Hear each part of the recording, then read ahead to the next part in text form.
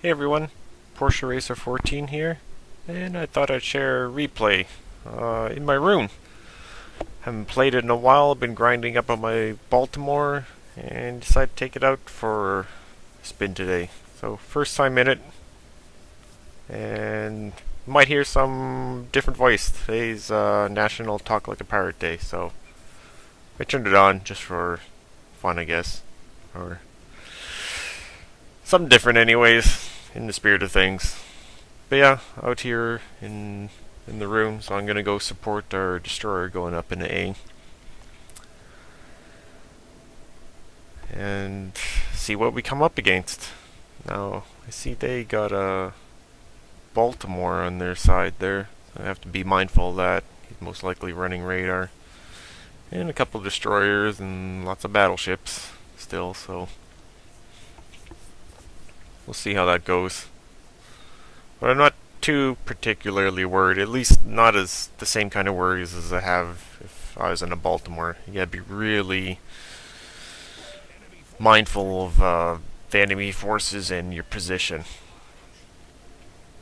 Can't really charge in there, kind of like I'm doing here. I mean, I still gotta be mindful too, I'm only a cruiser. But I do have torpedoes, and just having torpedoes makes you a threat. At least it's a different mindset. Ships they gotta keep their distance. And yep, there he is, using his radar. There he pops around. I didn't know what angle is beyond. I guess I should have just had AP loaded.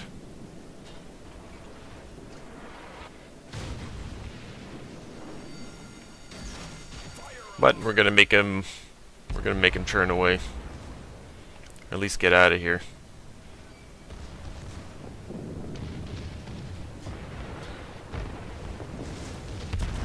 And now the Udaloy can do what he does best. Just keep those guns firing.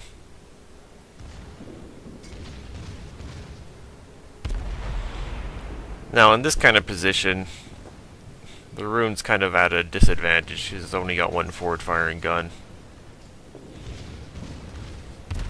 And we took that salvo better than I thought, so we're going to keep in the turn.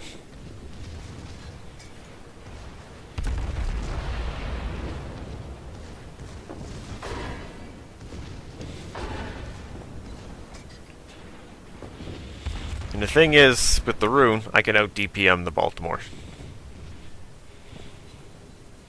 Well, I got the increase shell reloading, or decrease shell reloading time. So it's down to 8.8 seconds. I lose a little bit in the turret traverse, but honestly, the turrets aren't bad. They're definitely fast enough. The one thing that I do notice from playing the Baltimore a lot, yeah, the rudder shift is definitely a lot slower. I'm pretty sure I even have it upgraded. But either which way. Yep, between that Udaloid and me, we sure dispatched that Baltimore. And that's the thing with the Baltimore, you really have to watch.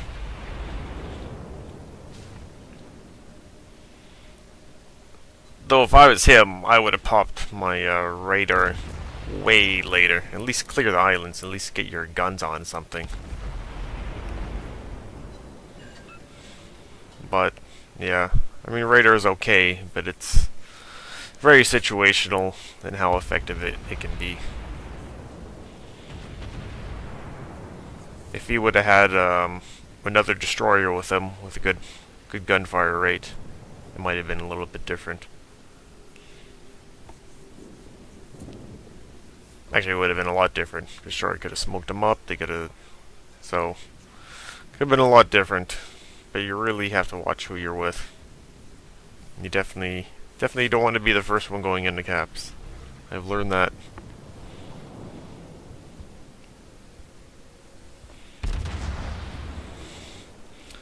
And I do realize, after looking back at this replay, there's probably times I should have just been shooting armor piercing, because it's got really good armor piercing. But then again, I don't know. The fire chance on this isn't all too bad. I really do like the range and the shell velocity, though. It's nice when you got ships that are actively trying to avoid your shells. And that's the thing that just bugs me so much in the Baltimore. That I have to give up a ship module just to make it competitive.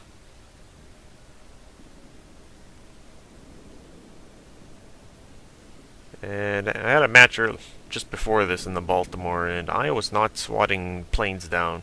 And I got that thing AA spec with defensive fire. And I don't have any AA modules on this ship. I just have advanced fire training on my captain, and that's it.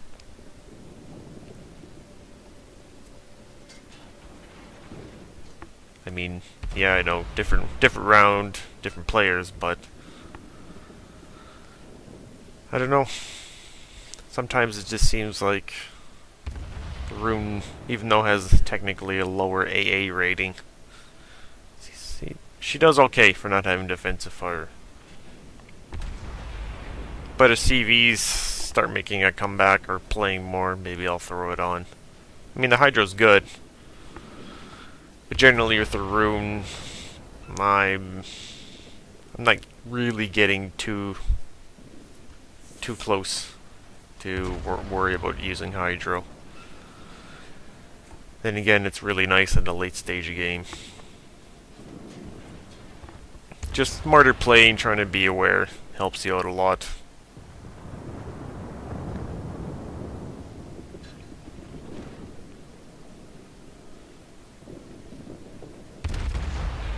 But yeah, ships like that are at that'd be pretty much max range on the Baltimore with the module upgrade. Be very hard pressed to hit a ship, even a battleship that's actively trying to dodge shells. It's just that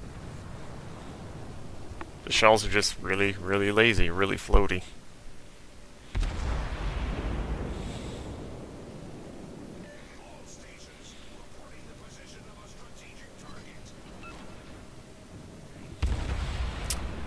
Yeah, we're trying to push around here and get into the action a little bit more because they got 2 caps, so we're gonna have to start doing something. And yeah, that fire chance sometimes. I don't know. When you want to fire, you can't get it, and then here we are. I'm shooting before that 2 salvos just with the front gun and start a fire. Oh well, that guy's done. Let's focus on somebody else.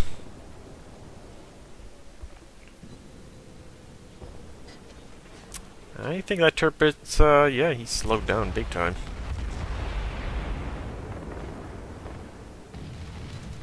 Let's help him out with planes. If you see me looking away at planes and things like that, I'm in-game. It doesn't show in the replay, but I'm manually clicking on them. You get a 30% buff if you manually click on them. But yeah, you just hear that AA just cracking off.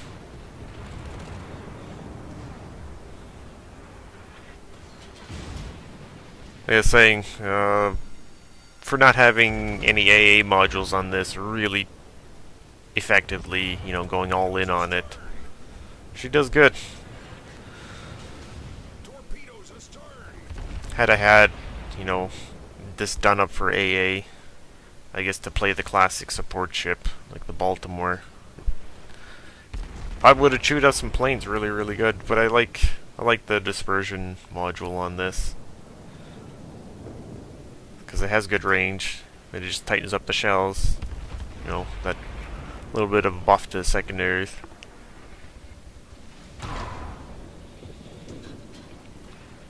And considering at the ranges I'm shooting at, yeah, she hits pretty good, or at least accurate enough.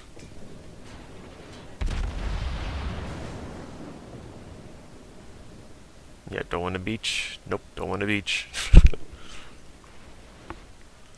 The only thing that's tough on this sometimes is because you got your 2 turrets in the rear, so you have to kind of get yourself into position and play the kiting game, and then at some point Gotta make that death turn and get yourself back in action.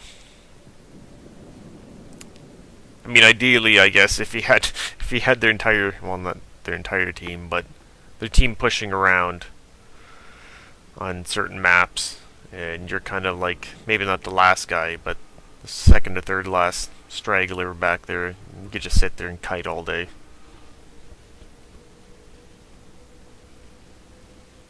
And we're gonna make it. Nope. Nope, got a little close there. Oh well. Yeah, and she doesn't quite maneuver as deftly as the Baltimore, but I still like it. And that's generally what makes the difference in this. The rate of fire, and you're able just to hit things. I'm not saying it's the most accurate ship in the game, but it does good. It's got okay HE, fire chance. It's got really good AP. And yeah, those at DPM, you just really can't ignore it.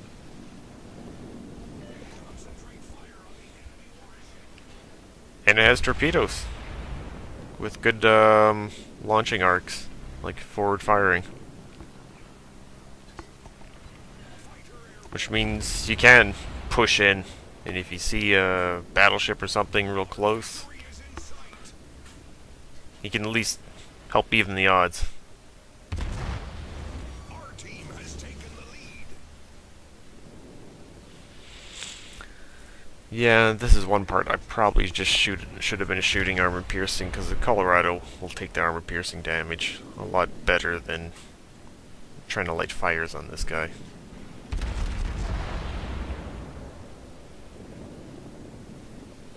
I think that would have helped me out more.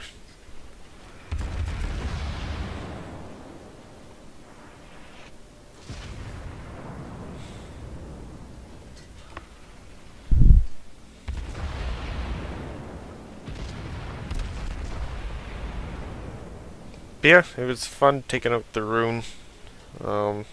Again, yeah, it felt a little bit different, but you just can't deny the way the ship plays. Like after playing the Baltimore and actually having some good success in it, and coming back into this, you start realizing, well, you know, I bounced those shots, or I'm able to harass these battleships at a distance, or I'm able to actually hit them with my shells. You know, versus not hitting them. I guess that's the telling. Yeah, should have been launching armor piercing at him. The HE damage is pretty crap.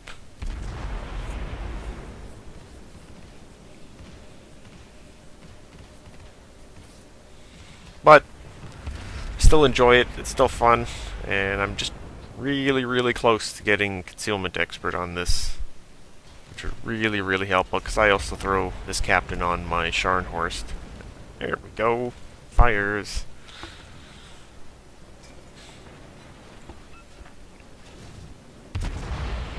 Ugh. This guy just won't die.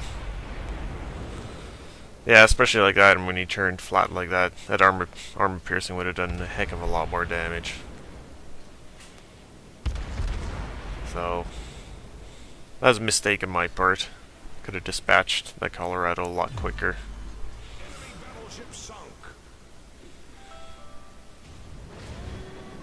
I'm probably taking a little bit less damage too.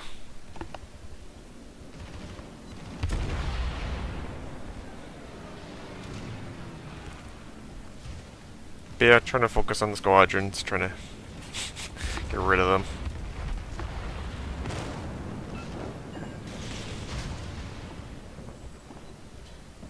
Now, I knew those torpedoes were going to get plane spotted. I just wanted to make him turn.